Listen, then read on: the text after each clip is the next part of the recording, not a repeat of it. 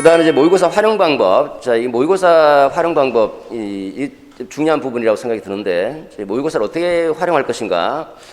일단 그 첫 번째는 일주일에 한 편 정도는 모의고사를 꼭 써보자라고 하는 겁니다. 이제 시간적으로 좀 여유가 없으신 분들도 있을 거고요. 뭐 다들 시간적 여유가 없겠죠. 어쨌든 일주일에 한 편 정도는 이제 써 보셔야지 감이 잡힙니다. 글을 아무리 잘 쓰는 분들도 글을 안 쓰게 되면 감이 좀 떨어져요. 그래서 가능하면 일주일에 한 편 정도씩은 써보시고, 나머지 일주일에 우리가 3편씩 쓰게 되니까 2편 정도는 뭐 조금 귀찮거나 뭐 쓰기 싫거나 또 시간적으로 좀 여유가 없거나 하시는 분들을, 그런 분들은 그냥 개요 작성이라도 하고 넘어가시기 바랍니다.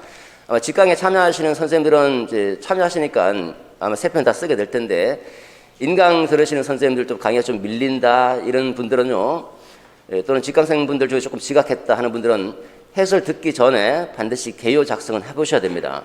내가 먼저 생각을 해보셔야지 내가 어떤 부분에 이제 부족한지, 이 취약점이 무엇인지 발견할 수 있기 때문에 해설을 듣기 전에 반드시 한번 문제를 풀어보시고, 답안까지는 못 써도 풀어보고 해설 듣자. 일단 일주일에 한 편 정도는 쓴다. 이런 식으로 이제 원칙을 세우시고 접근하시면 좋겠습니다. 그 다음에 두 번째, 활용 방법. 모의고사에서 취약점을 발견하시기 바랍니다. 각자 이제 선생님들마다 이제 어떤 부분에 취약점이 있고 어떤 부분에 이제 강점이 있고 다 다를 텐데, 모의고사를 통해서 내가 어떤 부분에 취약한지 발견하고 그 실수를 최소화해 나가야 됩니다. 그래서 모의고사에서 취약점을 발견하고 실수를 최소화하자. 그러면 이제 실수라고 하는 게 이제 문제가 주어지면 문제 파악할 때, 논술의 문제를 논제라고 그러죠. 논제 파악할 때 의미를 내가 제대로 이해를 못해서 실수하는 경우도 발생하고, 그 다음에 이 문제 중에서 한 부분을 놓쳐서 논점 누락이 되는 경우도 있고요. 또 제시문을 이제 분석할 때 제시문 분석에서 어떤 키워드에 이제 혹해서 전체적인 어떤 요지를 파악하지 못하고 실수하는 경우도 있고, 제시문 분석에서 실수. 그리고 답안 작성할 때도 답안 작성하다가 또 실수로 잘못 쓰는 경우도 있고, 그러니까 여러 가지 형태로 이제 실수가 많이 나타날 텐데, 그런 실수들을 반드시 발견하셔야 돼요. 가능하면 이제 실수 노트를 하나 만들어서 모의고사를 보면서 내가 실수하는 부분을 이렇게 적어놓고, 시험 보기 전에 그 실수 노트에 적힌 내용들을 쭉 한번 훑어보고 이런 실수를 최소화해 나가는 식으로 하셔야 될 것이고, 실제 시험장에서도 마찬가지입니다. 내가 그동안 실수 노트에 적었던 것들을 쭉 한번 훑어보고 이번 시험에 이 실수만 하지 않는다면 합격할 수 있다 이렇게 생각하시고 시험을 보시는 것도 좋습니다. 그래서 가능하면 모의고사에서 자신의 취약점을 찾고 그 실수를 최소화해 나가는 것이 좋겠다라는 거고요. 세 번째는 기본서를 중심으로 내용을 정리하자라는 겁니다. 항상 우리는 기본서로 돌아오셔야 돼요. 모의고사는 나의 실력을 검증하고 부족한 부분을 발견하고 취약점을 보완하기 위한 하나의 도구이자 수단인 것이지, 모의고사 전체가 목적이 돼서는 안 되는 거죠. 그래서 모의고사를 보면서 내가 그 좀 어려웠던 부분, 좀 부족한 부분들은 다시 기본서로 돌아와서 기본서 중심으로 정리하셔야 돼요. 그러니까 문제 중심으로 접근하게 되면 내용을 체계적으로, 지식을 체계적으로 정리하고 습득하기가 좀 어렵습니다. 그래서 항상 별도의 계획을 세워서 내용 정리를 체계적으로 기본서 중심으로 체계적으로 해 나가면서 모의고사를 통해서 나의 부족한 부분, 그 다음에 실전 적응성을 높이고 뭐 그런 식으로 활용하는 것이 좋겠다는 거죠. 그러면 이제 기본서를 앞으로 이제 시험장까지 가져갈 기본서가 준비가 되어 있어야 돼요. 평소에 보던 거 중심으로 보시면 됩니다. 우리 강의 교재를 본다면 이제 합격 지수 100이 있고, 그리고 요점 속속, 뭐 핵심 속속이 있는데 아무거나 해도 상관없습니다. 다만 이제 그 요점 속속이나 핵심 속속을 기본서로 삼을 경우에는 이제 한 2, 3회독 하면서 한 번 정도는 그 합격 지수 100 한번 봐주시는 게 좋습니다. 왜냐하면 전체적인 어떤 배경이라든지 전체적인 어떤 글의 내용들을 좀 알고 있을 때 조금 어느 정도 응용 문제 나오더라도 좀 쉽게 접근할 수 있기 때문에 가능하면 중간에 한 번 정도 합격 지수 100 정도 봐두시는 것이 좋겠고요. 내용을 정리하고 암기하기에는 핵심 속속과 요점 속속이 제일 좋습니다. 그걸 계속 그건 그야말로 답안지에 옮길 그 내용들만 딱딱 모아놓은 것이기 때문에 그 중심으로 암기는 그 중심으로 하시면 되겠고, 조금 더 내용에 대한 이해는 이제 가끔씩 특정 부분을 중심으로 해서 뽑아서 보셔도 좋고 한번 전체를 훑어봐도 좋은데 합계지수 100 중심으로 한번 쭉 훑어보는 것도 괜찮다라는 겁니다. 자, 기본서 여러분 나름대로 이제 정해서 시험장까지 가져갈 그 기본서를 이제 계획을 세워서 좀 체계적으로 정리해 나갈 필요가 있습니다.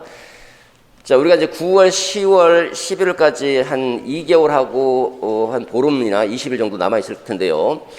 9월에 4주간에 걸쳐서 전체 교육학 전체 영역을 본다면 한 8개 영역 정도 되죠. 8개 영역을 1회독 하겠다. 기본적으로 1회독, 조금 플러스하면 한 2회독 정도 될 겁니다. 그렇게 되면 이제 일주일에 2개 영역씩 떨어져야 되는 거죠. 첫째 주, 이번 주 교육과정, 교육심리. 교육심리가 조금 벅차면 다음 주 약간 일부를 미루도록 상관없겠지만 일단 기본적으로 2개 정도씩. 그 다음 주는 이제 그 다음 주 공부하실 때 내가 이번 주에 교육과정, 교육심리 끝냈으면요. 끝낸다는 게 사실 이게 말이 끝내는 거지. 그냥 실질적으로 끝낼 수는 없어요. 그냥 한번 보는 겁니다. 쭉 이해하고 내용을 가능하면 암기하려고 노력하면서 넘어가는 겁니다. 이때 시간 관리를 잘 하셔야 되는데 우리가 시간이 무한정 주어져 있는 것이 아니기 때문에 예컨대 이제 교육학을 뭐 3시간 공부해야 되겠다, 또는 4시간 또는 2시간 나름대로 이제 계획을 세웠으면 그 안에 다 본다는 겁니다. 마치 이제 벼락치기 하듯이 쭉 하면 빨리빨리 읽어보고 훑어보고 훑어볼 때는 아까 말씀드렸지만 중요한 거 별표 2개, 3개 중심으로 먼저 쭉 보고 그 다음에 시간적 여유가 있으면 이제 하나, 그 다음에 없는 거 이런 식으로 진행이 돼야 될 겁니다. 가능하면 빨리 회독하면서 이해하고 암기하려고 노력하면서 암기가 되든 안 되든 그 시간이 어느 정도 지나면 바로 다음으로 넘어가시고 이렇게 해서 가능하면 끝내는 방향으로 한번 쭉 벼락치기라도 좋으니까 한번 끝내는 방향으로 하시고 일주에서 교육학, 교육과정, 교육심리 어느 정도 끝냈으면 그 다음 주에 공부하실 때 그 다음 주는 교육 방법, 뭐 교육평가 이렇게 한다 그러면 교육 방법과 교육평가를 하기 전에 한 20분이나 30분 정도 시간 약간 할애해서 교육과정, 교육심리 한번 훑어보는 겁니다. 누적적으로 공부해 나가야 되니까. 지난주 교육과정, 교육심리를 훑어볼 때 다 훑어볼 수는 없습니다. 시간이 없기 때문에. 마찬가지로 중요한 사항들 있죠. 별표 2개, 3개짜리. 그거 중심으로 보고 또는 내가 좀 취약하다 생각하는 부분, 그런 부분들 중심으로 이제 선별적으로 이렇게 먼저 보시고요. 그 시간 안에 이제 봐지면 좋은 것이고 못 보면 또 다음을 넘어가셔야 됩니다. 그냥 일단. 그러면 가능하면 이제 그 복습하실 때는 눈에 바른다 그러나? 눈에 바른다는 식으로 이렇게 가능하면 쭉쭉쭉 그냥 넘겨주셔야 됩니다. 거기서 또 뭐 암기하려고 하고 뭐 이렇게 하면 안 돼요. 그냥 지난주에 했기 때문에 그냥 눈에 바른다는 식으로 쭉쭉쭉 읽고 그냥 쭉쭉 키워드 중심으로 읽는다든지 굵직굵직한 이제 뭐 제목이나 목차 중심으로 읽는다든지 해서 쭉쭉쭉 읽고 그냥 넘어가셔야 됩니다. 복습하실 때는. 그러고 나서 이제 교육 방법, 교육 평가 이렇게 새로 이제 다시 복습해 나가시고 자, 세 번째 주에는 이제 예컨대 뭐 교육 행정하고 상담하겠다라고 한다면 교육 행정 양이 좀 많죠, 그죠? 아마 어려울 수 있어요. 한 주에 교육 행정 상담 다 끝낸다는 게. 그러면 이제 교육 행정을 그냥 한 주로 그냥 하고 상담을 다음 주로 약간 미룬다든지 이렇게 좀 차별성을 두되 가능하면 2개 다 끝내면 좋겠지만 이제 보시면서 유동적으로 계획을 해 나가시고 그러면 그 자실 전주에 했던 그 4개 과목 있죠. 4개 과목을 다시 또 보는 겁니다. 세 번째 주에 마찬가지로 20분이나 30분 안에 끝내야 됩니다. 가능하면 빨리 나가야 되겠죠. 그래서 다 볼 수는 없기 때문에 눈에 바른다는 식으로 쭉쭉 보는데 중요한 사항 그리고 키워드란 고딕체 또는 이제 목차 중심으로 쭉쭉 훑어보시면서 그냥 넘어가는 식으로 이제 누적해 주시고 자 이와 같이 해서 누적적으로 반복 학습해 주시고 9월 안에 전체를 한번 돌리는 겁니다. 기본적으로 한 번 돌리지만 이제 누적적으로 보기 때문에 한 2번 정도는 돌릴 수 있을 거예요. 그 다음에 또 저하고 같이 총정리해 나가면서 또 돌리기 때문에 3회 이상은 가능할 텐데 어쨌든 전체적으로 원칙적으로 보면 이제 한 1회도 이상을 하게 되는 겁니다. 이게 어렵다 하면 너무 어렵게 잡지 마십시오. 어려우면 10월까지 이렇게 좀 딜레이해서 하시고요. 가능하면 이렇게 해달라는 것이고 그 다음 10월입니다. 10월을 또 반 쪼개입니다. 이번에는 반 쪼개서 첫째 주, 둘째 주는 1회독, 셋째 주, 넷째 주도 1회독. 그래서 이제 2회독 들어갑니다.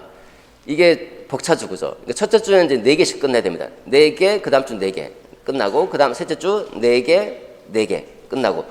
이게 안 될 수도 있어요. 안 되는 분들은 그냥 9월처럼 그냥 하세요. 9월처럼 그냥 10월 안에 또 다시 한번 쭉 보겠다.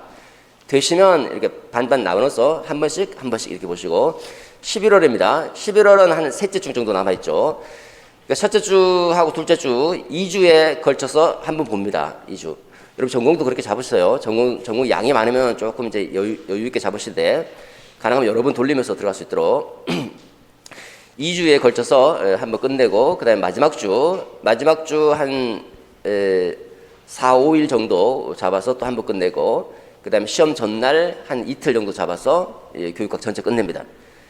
전공도 마찬가지겠죠. 전공도 가능하면 열심히 하셔서 시험 전날 하루나 이틀 안에 전체를 다 보고 시험장에 갈 수 있도록 전체를 다 보고 시험장에 가면 어느 정도 머리에 남아있거든요. 조금 기억이 덜 된 거는 시험장 가서 시험 보기 전에 쭉 한번 훑어보고 이런 식으로 하면 아마 좋은 성적을 받을 수 있을 거예요. 우리는 어떻게 보면 이제 공부를 한다는 게 시험 직전에 전체를 한 바퀴 돌리고 들어가기 위한 것이다라고 해도 과언이 아닐 겁니다. 이게 지식의 휘발성이 강해서 금방 사라집니다. 그래서 가능하면 한 바퀴 돌리고 바로 시험을 볼 수 있는 형태로 여러 번 반복하다 보면 이제 그게 가능해집니다. 그래서 조금 암기가 좀 부족하더라도 가능하면 많이 읽어보시는 방향으로. 그리고 중요한 거는요, 내가 공부 시간을 딱 정했으면 2시간이든 3시간이든 딱 정했으면 그 안에 끝내야 됩니다. 무조건. 완벽한 것은 없습니다. 그냥 가능하면 벼락치기 하듯이 그냥 쭉 그 시간 안에 가능하면 긴장을 하면서 끝내려고 하는 것이 중요하다고 하는 겁니다. 자, 이렇게 모의고사를 잘 활용하시면서 내 실력도 업그레이드 해 나가고 실제 시험장에서 높은 성적으로 합격하시기를 기원합니다. 실제로 이제 어제 일요일 반에서 어떤 선생님 찾아오셔서 그 2분 정도 오셔갖고 작년에 자기 그 소수였던 것 같은데 19.67 전공 이제 19.67 받으셨다고 그러더라고요. 영어 전공하셨는데 이제 그 전공 때문에 좀 떨어진 거죠. 그래서 이제 모의고사 잘 활용했다고 이제 얘기를 하시고 어떤 선생님은 또 자기 20점 만점 받았는데 그 전공 때문에 또 떨어졌다고 그러고 그러니까 전공도 되게 중요한 거죠. 어떤 경우는요 전공 때문에 떨어지는 경우도 있고 어떤 경우는 교육학 때문에 떨어지는 경우도 있고 그래요. 둘 다 사실 중요하죠. 그러니까 전공도 마찬가지고 교육학도 마찬가지고 계획을 잘 세워서 가능한 계획은 이제는 미루면 안 돼요. 이제는 미루면 끝장입니다. 무슨 일이 있어도 그냥 끝내야 됩니다. 그냥 그래서 계획을 잘 세워서 계획대로 착착착 진행해 나갈 수 있도록 하고요. 상황이 여의치 않으니까 항상 몸조심 잘 하시면서 건강하게 시험장에 가서 여러분 실력을 마음껏 발휘하고 꼭 합격하시길 바랍니다.